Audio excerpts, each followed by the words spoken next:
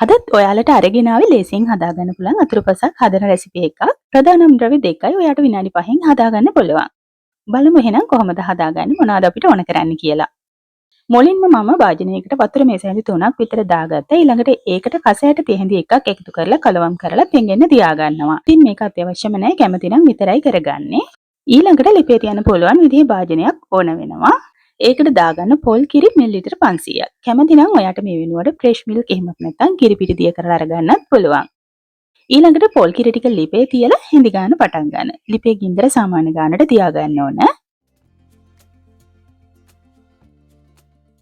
පොල් කිරි ටික රත් වීගෙන ඉදි ග්‍රෑම් 100 ජෙලි පැකට් එකක් තමයි මම මේ එකතු කරගන්නේ. කොළ පාට මම අරගත්තා. ඉතින් ඔයාට කැමති පාටකින් කැමති ෆ්ලේවර් එකකින් අරගන්න පුළුවන්. ජෙලි ටික දාලා හොඳින් දිය කරගන්න. කැමති නම් විතරක් ඔයාට මෙතනදී සීනි හැම එකතු කරගන්න පුළුවන්. පැණි රස ඕන නම් විතරයි. එහෙම නැත්නම් මේ විදියට හදාගන්න පුළුවන් සීනි නැතුව.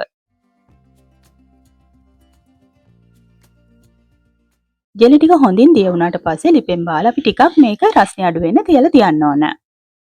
මේ ඩෙසර්ට් එක සෙට් කරගන්න මම අද පාවිච්චි කරන්නේ මෙන්න මේ අයිස්ක්‍රීම් කප් ටික. ඉතින් ඔයාට මේ වගේම නැත්නම් කැමති හැඩයක වාදනයක් අරගෙන හදාගන්න පුළුවන්. ඉතින් මේ ජෙලි මිශ්‍රණය මම සමානව කප් වලට පුරව ගන්නවා.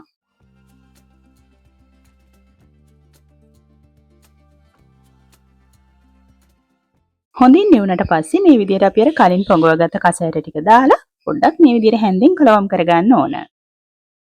දැන් ඔයාට පුළුවන් ශීතකරණයට දාලා සෙට් කරගන්න.